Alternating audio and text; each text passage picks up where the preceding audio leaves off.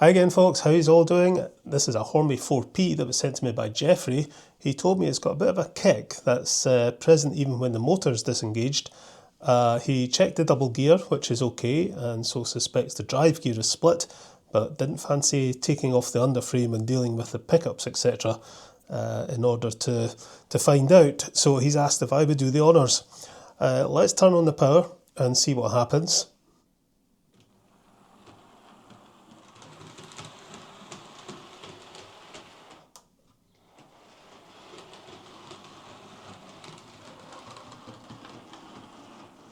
Yeah, from the sound that's making, I'd say that's most likely a split drive gear. All too common, sadly. Let's get this to the bench and we'll have a wee look.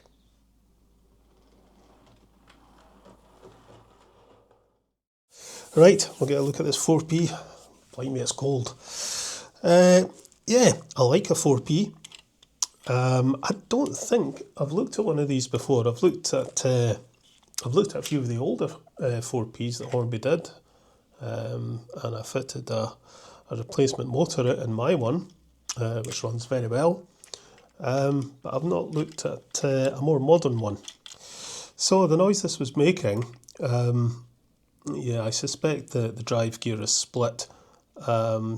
Jeffrey said he's looked at the double gear and it seems to be okay, but he didn't fancy taking the underframe off and, you know, messing around with the pickups and everything to get this axle out to have a look at it. So that's what I'm going to do. Okay, we'll get the body off this. Nice model though. I've got a wee screw down in there. Undo that. That comes out. And this should just lift out, I think.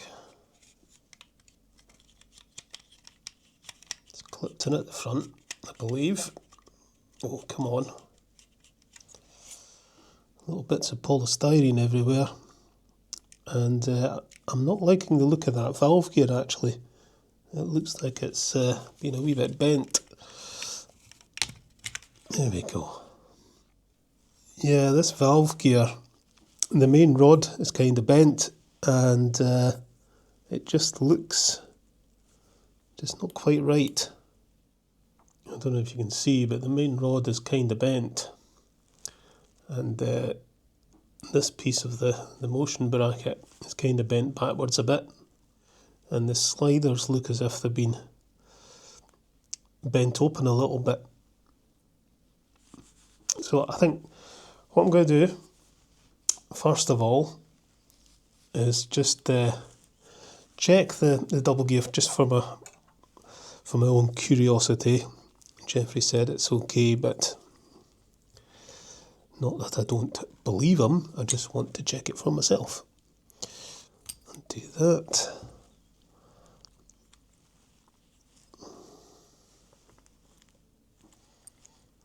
Right, let's get this gear out and have a look. Yeah, it's all fine. I'll give this a wee shove on the track. Right, with the motor disengaged. Oh, it is locking up. It's well and truly locked at that point. There's a really nasty point of resistance there. We've got a quite badly split drive gear, I think. Let's get the underframe off. Of course, a split drive gear on this thing, well, it would require a new wheel set, but I may have a spare. We'll have a look. Right, undo the crank pins. Right, lift the rods off, and that should come out.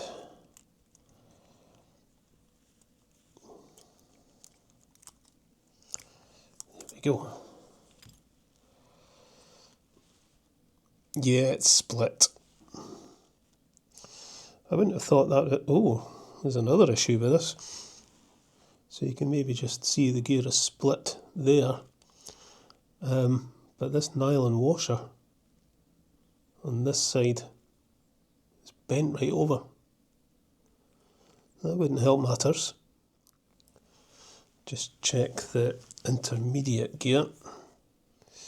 That seems okay.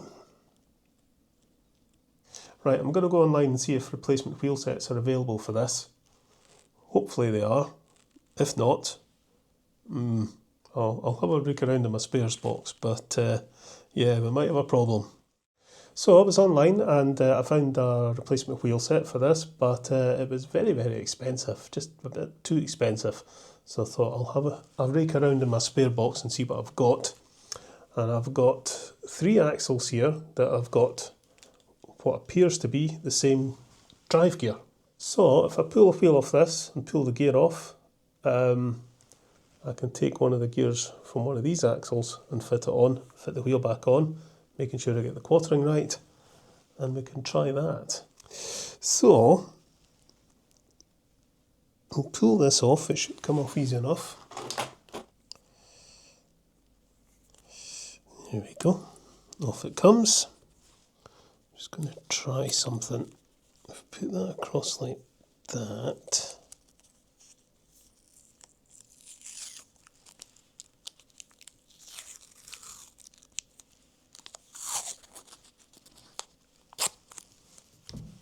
Right, so I've taped up the wheels on this axle. Basically I just wrapped a piece of tape round that way and a piece of tape round that way, and then cut through just to separate each half. But it forms a right angle there and there. So when I refit the wheels, I just have to line up the tape, and it should be quartered correctly. It's a theory anyway. Right, we'll pull this wheel. There we go, that's the wheel off.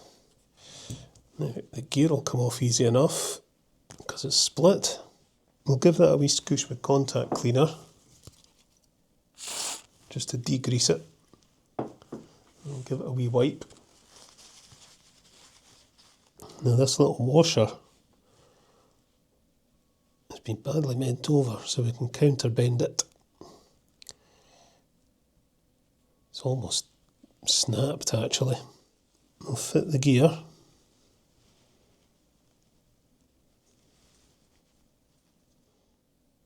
Just push it gently onto the splines. Like so. Fit that washer back on. And then we fit this wheel. And we line up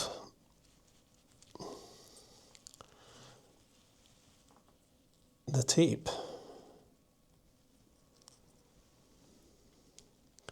Just do this by eye. Right, we'll try it at that. Just squeeze them together. Where's my calipers? There they are.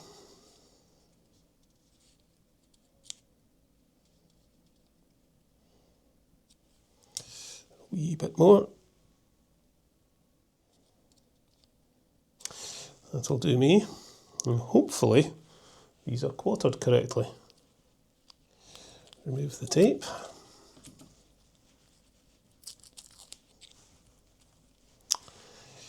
And we'll stick this back in.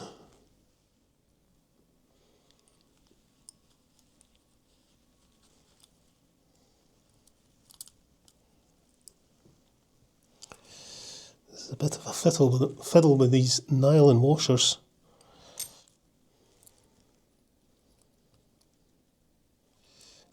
Try and negotiate this back on without breaking sandpipes or mangling the pickups.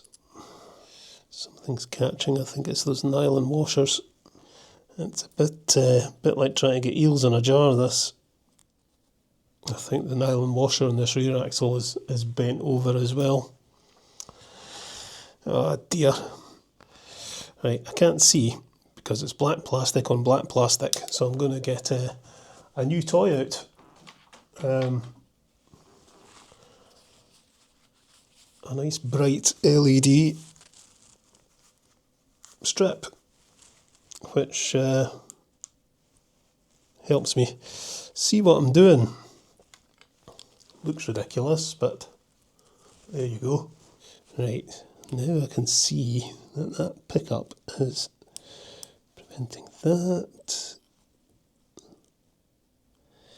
There's something causing resistance. It's the pickup on this side. This is driving me nuts. I'm going to go off camera and do this because this could take a bit of time. And I'm just going to take up storage space on my camera, so I'll let you know when it's done. Right, so after an awful faff and a fiddle, I've got this back together. Yeah, very, very tricky getting the nylon washers in position, especially the ones that were all bent. Keeping the wheel bearings in place and getting the pickups in place without getting them caught in the spokes or bending them. You know, that's exactly why Jeffrey sent this to me, because he didn't fancy dealing with all that, and I don't blame him. Yeah, one of the fiddliest keeper plate, collector plate assemblies I've ever had to refit after removing. So yeah, I just switched the camera off and sat there and fiddled away at it, and eventually got it on, and I just carried on and connected the valve gear back up, and it all seemed to turn okay. So I've put the motor back in with the double gear, put that back on. So let's see if it runs. Okay, fingers crossed. And away it goes, with no kicking, no thumping.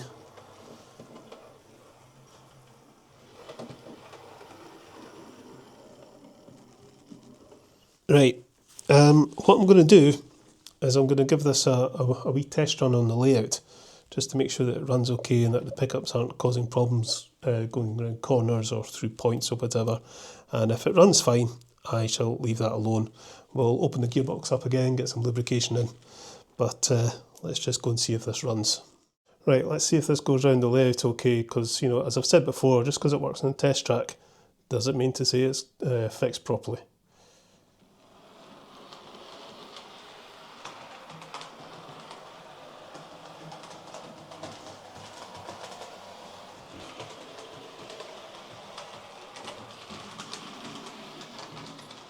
At slower speeds, I'm seeing a wee bit of a lurch.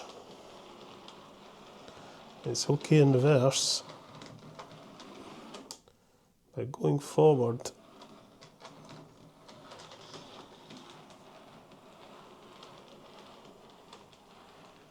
there's a wee bit of a lurch.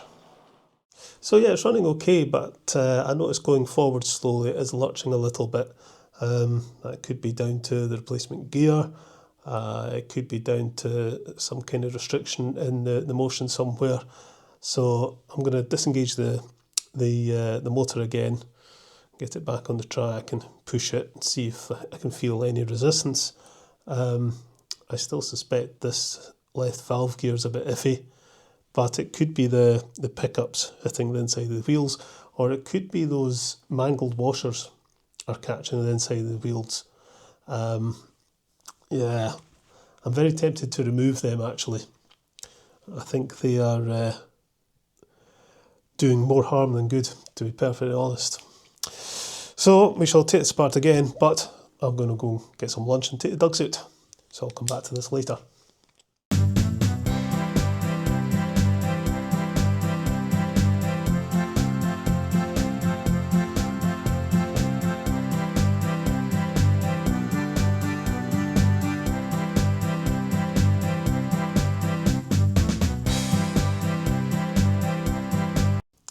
Yeah, I still think it's lurching a wee bit. I think it's better, but it's still not quite right. So let's put it up on the rollers, see if we can see what's going on.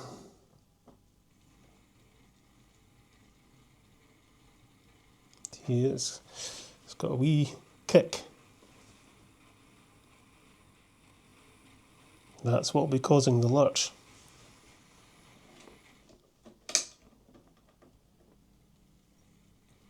And it's not as bad in reverse. Right, okay, I'm going to take this apart yet again. It's still kicking. Now, it's either the drive gear, in which case I maybe have to try a different drive gear, or replace the entire wheel set at considerable cost to Jeffrey, or it's the intermediate gear. Now, that's the gear between the double gear and the drive gear, and it's a devil to get out. You've got to punch it out, basically. No foreign objects, nothing. That's all fine. But this is the intermediate gear. This one. And it's held in place with a metal pin. It seems to be quite loose on this model, actually, which is good in some respects. There it goes. So there's the pin. There's the gear. I think what's happened is this gear is supposed to be on its spline. I think it'd come off. So this gear's been moving about. That's what I think. I should have noticed that without taking it out. But I'm going to give it a wee file anyway. I've been working on this model most of the day. Yeah, I'm going to have to do some serious editing to this video to get it down to under 25 minutes. We'll get this back together yet again. Right, okay, I've got this all back together yet again. So I took the intermediate gear out, filed it, put it back, repositioned it a little bit because I think it was too far to one side. We'll go and stick it in the layout and we'll see how it does. Okay, power on.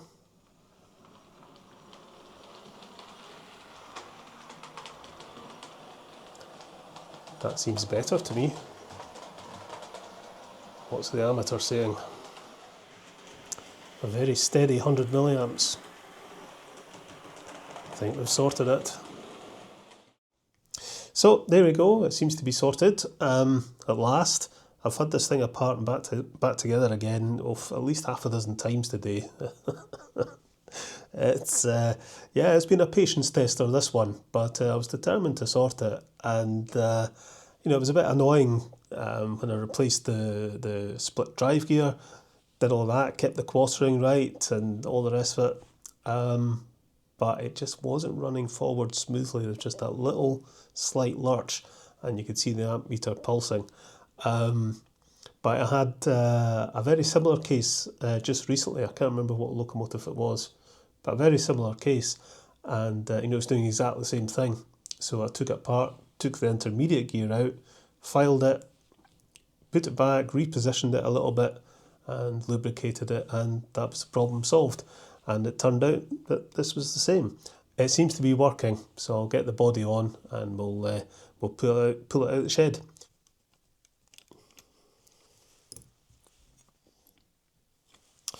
Right, okay. I think we're done. Okay then, let's pull this out of the shed.